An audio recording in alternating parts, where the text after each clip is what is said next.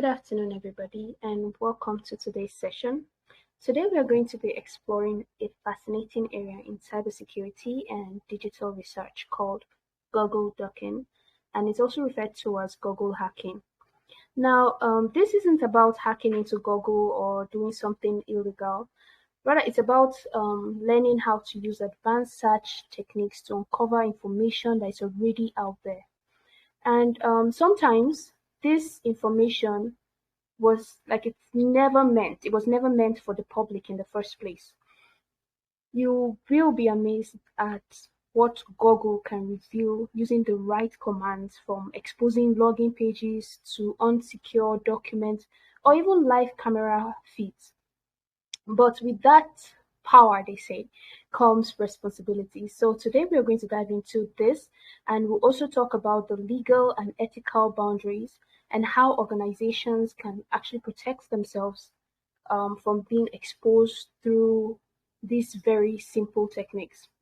And by the end of today's session, you will not only understand how Google Docking works, but you will also see why it is very important, why it is such an important tool for ethical hackers, for security professionals, and even digital investigators.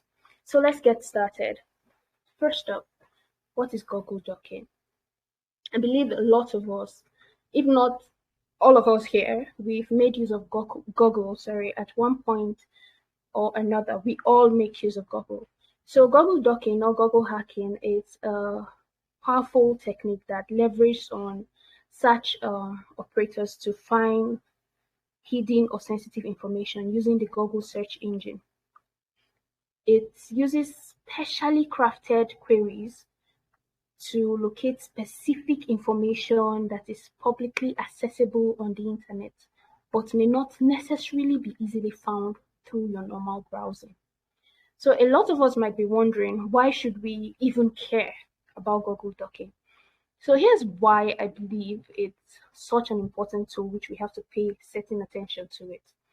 It shows us how much of our digital footprint is unintentionally exposed online.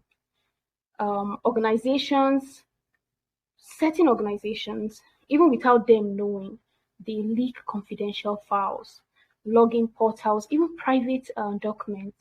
And what is so scary about this whole thing is that this can be found if you smartly search on Google. Now, just imagine if the wrong person comes across this data. But there's a good news, yeah. Despite the fact that there's a bad news to it, there's a good news to it. So for ethical hackers and cybersecurity students like yourself, understanding Google Docking actually helps us to stay ahead of potential threats. So one of the common uses of Google Docking, like I said earlier, I'm just going to buttress on it. It will help you to uncover, it's mostly used rather to uncover login pages, finding publicly exposed documents or database, helps in identifying misconfigured web servers, conducting reconnaissance in cybersecurity. So I'm going to list in some certain, should I say, ways by which we can actually exploit this.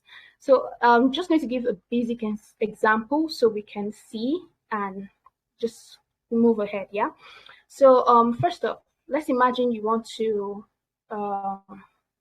see news about our president, for example. So let's see you want to check about, news about our president. So I'm simply going to put in Tinubu news so we can see that. I'm going to hit search. So I want us to see and note something here, right? We can see that multiple information about him, not specifically news. Some are on sites on him. Like this is a Twitter account for the president. It's not really giving us news about him, but it's just a lot of information, right? But what if we can narrow this search? Narrow it in the sense that what it brings out is strictly what we want. You know, we just put in a keyword, right? And then it's showing us different information slightly related to that. So first off, we're going to try something very, very interesting. So let me quickly put this in, and then you tell me what you notice that is different. So let's see this. So I'm going to quickly clear this off, and then we'll try using this instead. So I believe we can see the difference. So you can see that strictly stuff based on news related to Tinubu is what is coming out, the current president of the country.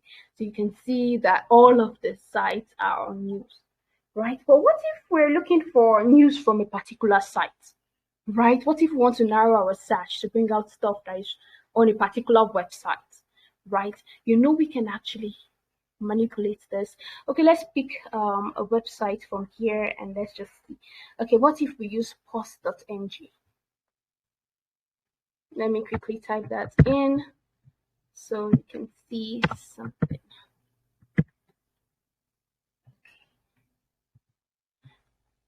Sorry about that. So let's see now. Post.ng. So I believe we just saw what happened. So we can see that news about Bola Ahmed Tinubu just showed up, but strictly on pulse.ng, because that was the site I said it should bring out information from. Okay, so it's going to bring out, it doesn't matter from when, it's just going to bring out information about Bola Ahmed Tinubu strictly on Pulse News. I can change that to ABC News. I can change that to whatever site comes to my mind. I can put ABC News, for example. Let's do that so you can see ABC News.com. abcnews.com. Let's do that so you can see. So I'm at Tinubu site, abcnews.com. Okay, I think I got something wrong from here. Let me quickly go back and pick a news channel, and then I would put that in. Okay, let's use bbc.com. So let's use bbc.com. So instead of pulse.ng, we're going to use bbc.com, and let's see what. Okay, so we can see this now. So it's strictly going to bring out news from bbc.com, just all that. But what if we're looking for something from a particular time? Okay, we're looking for news from BBC from a particular time, let's say a particular year, let's say 2021, for example. We can use X, which is used to add or specify. So I can just put space X 2011 space here and such. So we would see that everything that comes out, okay, this has stuff 2011 in it. So it doesn't really have much here. So I'm just going to switch this out with another site. I'm going to switch BBC out with another site, and then we can see something entirely different. So let's say we're using PM News, for example. So we can see that everything that comes out is within 2011, 2011, 2011, and this just keeps going. So what if we want to define something? Let me just try this so we can see. What if we want to talk about OSINT, for example? Right, so when we search this in, because it's a keyword, it's going to bring out so many information on OSINT. But what we are actually looking forward to is a definition for it, right? So even if I put definition of OSINT, it's still going to bring out a wide range of information, right? So we can see it's not just bringing out what is OSINT, it's going to bring out several other things related to OSINT. But what if we can just narrow out a search just to strictly define what OSINT is? So we can use this to actually search that out. So some of these stuff, I'm going to send them to the group after the class so you can actually try it out for yourselves. So things we have to note. For example, star would act as a wildcard and would match any word, any phrase whatsoever to that particular word. And if we use AND, it will search for this and that. That is, you're combining a word. You can search OSINT and let's say Google Docking.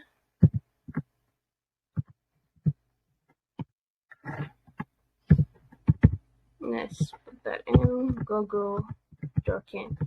So you would see that it's going to bring out information on everything is going to be on Google Docking and OSINT. So we can see there are videos strictly talking about Google search hats and OSINT. We can go on and on and on. We can see Google Docking and hacking. It's just going to bring out information strictly on Google OSINT, and Google Docking. So if we include the $sign in it, we are going to be searching for prices. Maybe we want to search about prices in the United States. You can put location using the same process, the same method I used. You can use that. You can search from a specific site, which you guys saw, where I strictly put in information from BBC. I used PM News Nigeria. I used Pulse News. So there's no limitation on that. Whatever site, you can just pull that in. And then there's in title, right? So I'm just going to briefly show us an example using in title so we can see that and follow along. So for example, we want to look for anything related to cybersecurity essentials, right? So what we're going to do is we're going to use that, which I just said, all in text. So anything related to cybersecurity essentials is what we're going to see, right? So we can see it just brought that out for us. So we see cybersecurity essentials. It's just as far as there's cybersecurity essential in that word, it comes out. But what if we're looking for a specific file type, for example? We're looking for let's say PDF file or a document file. We can also use this method to get it. So I'm just going to put file type, just type that in. Let me put that here. I think this will be better here. So file type, this. Let's say we're looking for a PDF file. So we are just going to do this and we'll see everything that comes out is strictly going to be on PDF. Like it's going to be a PDF file strictly on cybersecurity essentials. So we can see cybersecurity basics, PDF file, PDF file, PDF file. What if we don't want a PDF file? What if we're looking for a presentation file, which is PPT? We can see that over here. So we can see that